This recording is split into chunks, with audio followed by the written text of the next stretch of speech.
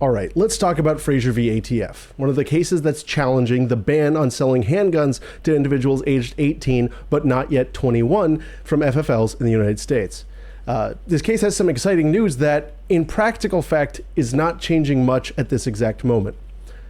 Sorry if the thumbnail made you think you'd have to wait 15 minutes for me to get to the punchline. This case isn't changing your life today, but it is actually interesting, and this video won't be me bloviating about nothing for 20 minutes. That said, if you guys are interested in reasoned firearms analysis from an actual gun rights practitioner, go ahead and subscribe to the channel. Every little bit helps. This lawsuit was brought in the Eastern District of Virginia, which we know isn't too terribly friendly to gun rights. That said, this one is pretty interesting. The suit was brought by a group of young men over 18 but under 21. One of them attempted to buy a Glock 19X from an FFL, but the FFL refused to sell it to him, given federal law prohibits licensees from selling handguns to said young adults. The other men all want to buy handguns from FFLs, but didn't try because they knew it would just make the boomer at the gun counter very angry. The action was filed as a class action, the class being U.S. citizens from 18 to 21 who would otherwise be able to buy a handgun. The government pulled their usual dilatory tactics, attempting to throw a curveball and get the case thrown out on technicalities, but it didn't work. In a very hilarious series of orders, like seriously, if you guys are ever interested in a very procedurally interesting case, the docket for this one is a doozy. The court demanded the parties to brief and submit notebooks tabulated and specifically organized of all laws covering the militias from 1789 to 1791 and any changes made between those dates. Charmingly, the government provided a series of state laws from that time period defining when individuals became eligible for militia service. Unsurprisingly, most of these were at age 16. Of course, the implication there is that if you are eligible for militia service, the Second Amendment is probably about you. Of course, this is kind of pedantic. We know the militia clause is precatory. You don't have to be a specific militia member, but this does still kind of just chop that argument off at the root. So yeah, the government got slapped pretty good when it finally came time for the motions for summary judgment and declaratory and injunctive relief. A lot of people got confused about this stuff. So I'll just tell you real quick. A preliminary injunction means that the court is actually preventing one side of a lawsuit from doing something while the case is still going on. A permanent injunction occurs after you've won at the very end, which basically says, all right, you lose, you're not allowed to do this going forward. The boys here won handily at this stage, and all that was left was for the parties to sit down and decide what that relief would look like. What is the injunction going to look like? So naturally, that's when the government sat down and said, look, you got us. Let's just keep this limited to the Fourth Circuit or the Eastern District of Virginia or the state or something, right? Well, no, of course, that's not what happened. The matter got dragged out and the parties were unable to come to an agreement, largely because the government was attempting to argue that the plaintiffs, who had just won, should accept more or less zero relief, aside from, the government, like the court saying bad government. It had come back to the court then, and that's where things were at this last week. We got a super solid analysis from Judge Payne and the granting of a nationwide injunction prohibiting the ATF from enforcing the under 21 ban. But again, just hold on. The very same day, Judge Payne granted the government's motion for a stay of that injunction pending appeal, meaning the government would not be prevented from enforcing this law while the case was on appeal.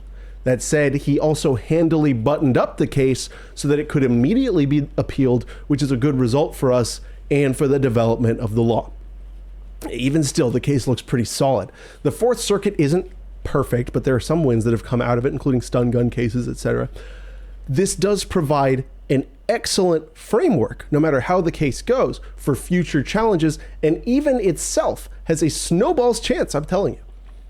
Let's take a look at the order itself and how it got broken down by the district court. So the big question here, right, in terms of a preliminary injunction, which is what we all really want when we sue the government. We want the court to step in and say, right away, government, bad boy, not allowed to infringe on people's rights. The meat of this question is whether the class of plaintiffs, that being every American 18 to just under 21 who is otherwise eligible to buy a handgun, has shown that an injunction is appropriate. There are 4 factors here that the plaintiffs have to demonstrate. 1, that they've suffered some form of irreparable harm. 2, that other remedies, such as money damages, are not enough to compensate for this injury. 3, that the balance of hardships between the plaintiffs and the government reflect that the injunction is warranted. And 4, that the public interest would not be disserved by the injunction. Basically meaning that, it wouldn't damage the public at large, which, right. So let's go down here. Let's talk about the first factor, irreparable harm. This is an ages-old requirement that basically says if the court is going to get involved before the case is officially over, there'd better be something very serious that's at risk that justifies the court's involvement. This factor obviously weighed in favor of the plaintiffs because the loss of a constitutional right for even minimal periods of time unquestionably constitutes irreparable harm. Even so, the government tried to argue that, because the plaintiffs, they're going to be 21 one day, so that's not irreparable, right? Because they're going to be 21. Well, no. As the court rightly pointed out, since the moment they turned 18, and at this moment and this point in their lives, their constitutional rights have been and continue to be denied by the government's conduct. The government also argued that this is not irreparable harm because people under 21 can lawfully get handguns as gifts from their parents, right? Well, the court responded to this argument by saying quite cleanly, nothing in the Second Amendment limits the plaintiffs' exercise of their constitutional rights to what a third party, by grace, may choose or not to do to help them exercise that right. Basically saying that your constitutional rights aren't protected if the answer is, maybe someone will give you a gun, right? That would be like saying, you're not allowed to make that political message, but you can hope that maybe someone else will say it. That obviously wouldn't go in the First Amendment, so it doesn't go here either. So now on to factor number 2, remedies available at law. This reflects the proposition that if something else like the awarding of money would satisfy the plaintiff's injury and make everyone okay, well then that's probably better than injunctive relief. Here, quite humorously, neither side argued why a declaratory judgment rather than injunctive relief would be any better or worse. The government was arguing for a declaratory judgment, basically just that the court declare the conduct was violating the rights of the class members, but not actually prevent the government from enforcing the underlying law that violates the rights of the class member.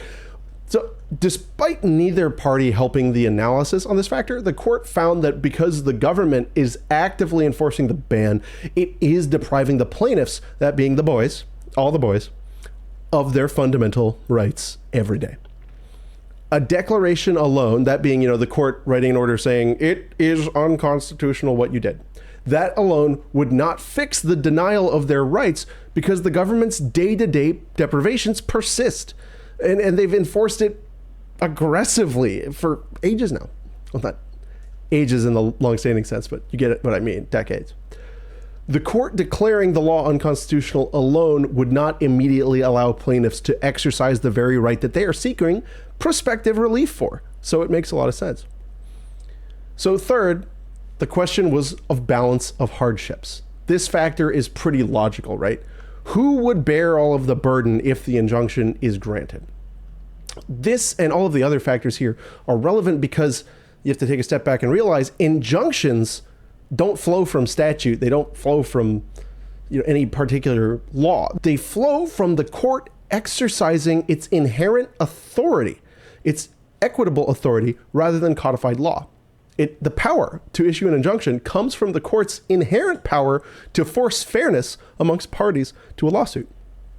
The plaintiffs argued that the government will suffer literally no pain by not being allowed to pursue an unconstitutional law, and that they might even spend their time doing something less unconstitutional or less damaging to us. The government, legally correctly pointed out the fact that acts of Congress are considered presumptively constitutional. Isn't that a funny joke? It is a point in favor of the government on this factor. Even so, the court found that the government is in no way harmed by the issuance of an injunction that prevents it from enforcing unconstitutional restrictions. When people's fundamental rights lie in the balance, the government's itty-bitty little feelings and its desire to hurt people must yield to the rights of the people. finally, the fourth factor, and that's the question of whether or not granting the injunction would disserve the public interest, basically like damage the people at large. This is one where anti-gun judges often wax poetic for whatever bullshit law they were so desperate to defend. But that wasn't the case here. Right out of the bat, the court says the public interest is never disserved by protecting individual rights conferred by the Constitution. Thank you, District Judge. Very cool. It was discussed quite substantially about the appropriateness of nationwide injunctions, and frankly, it is a double-edged sword there. Some nationwide injunctions have been thoroughly criticized as being against the public interest and contrary to the proper development of emergent areas of law. However, the Fourth Circuit, where this district court lies, has repeatedly endorsed the use of nationwide injunctions, especially those involving a certified class, as is the case here. Of course, when we're talking about nationwide injunctions, that's when we're talking about the district court judge in one area saying, government, you cannot behave this way anywhere else.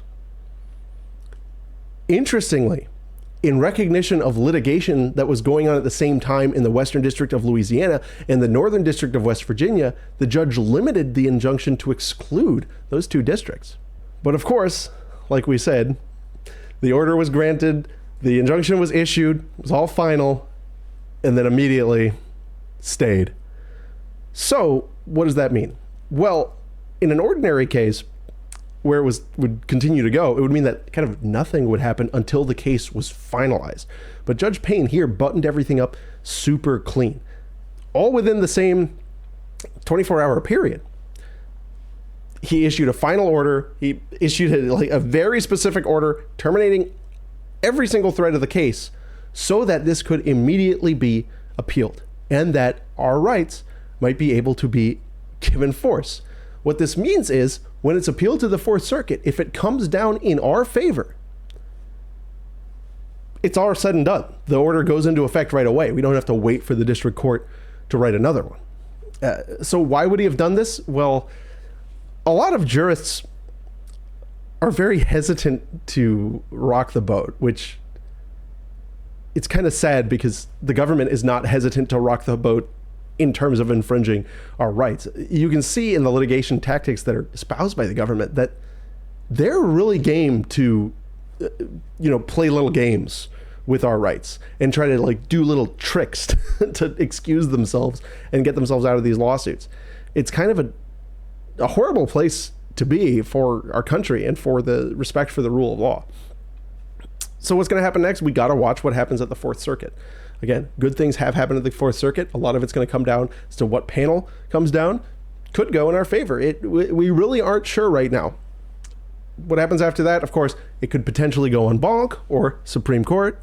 You never really know. But I do think this case is pretty clear cut. There have been other cases in different federal circuits that have touched 18 to 21 bans and not good analysis, especially here in the 11th Circuit where they looked to Reconstruction era laws, basically slave laws, to justify restrictions on young adults from having firearms.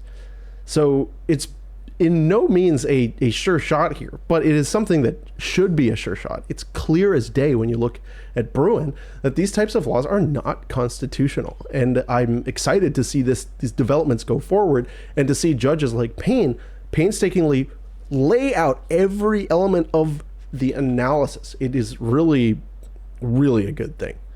So anyway, guys, that's all I've got for the moment. If you like this content, please subscribe. I'd really appreciate it. I try to give sober analysis of what's going on. I am a gun law practitioner, and so I take my time, look over these things, and make sure I tell you guys what's really going on. I'm not after clickbait. I'm after spreading good information. Because I think this is important because we really are in a fight for our rights, and it's a really pivotal time. And when you are in a fight, it's equally important that you know what your opponent is and is not doing. And so I think some of the reporting we have in the space is misleading and clickbaity. So I try to just keep it straight. So anyway, if you guys want to support me, there's links down below. I've got a Patreon. There's a Discord. If you join the Discord, you will get bullied. And whatever, some other stuff. I'd love to see you guys on there. Your support really means the world to me, and I'll see you next time.